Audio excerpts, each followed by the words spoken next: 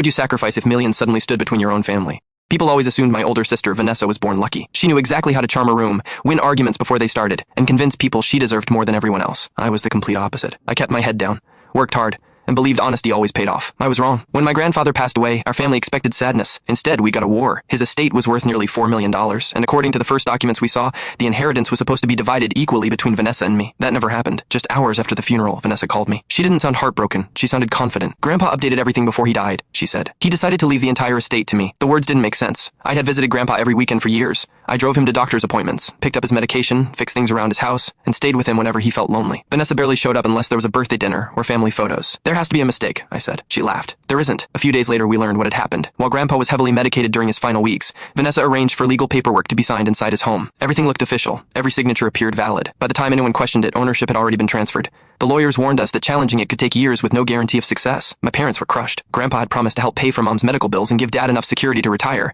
Instead, every dollar disappeared into Vanessa's account. Within months, she bought a luxury penthouse overlooking the city. Her social media exploded with designer clothes, expensive vacations, and captions about creating the life you deserve. Meanwhile, I picked up extra shifts at work. Every paycheck went toward medical bills, groceries, and helping my parents stay afloat. Life wasn't glamorous, but at least I could sleep at night.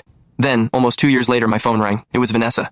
For the first time, she sounded scared. "My accounts are frozen," she whispered. Her investments had collapsed, and an audit revealed unpaid taxes, missing records, and financial irregularities. She owed nearly $1 million.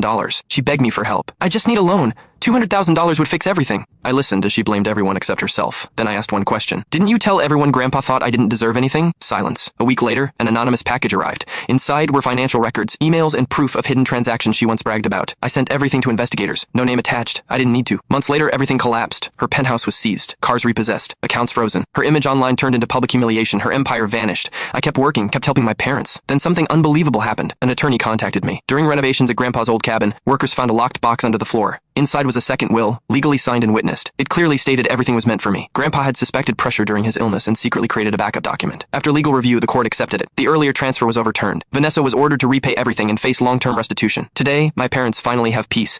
The cabin stayed in the family, and Grandpa's real wishes were honored. The only thing I kept from Vanessa's penthouse was a framed quote, "Success belongs to those who take what they deserve." Now it hangs in my office, not as motivation, but as a reminder that greed may win for a moment, but never forever.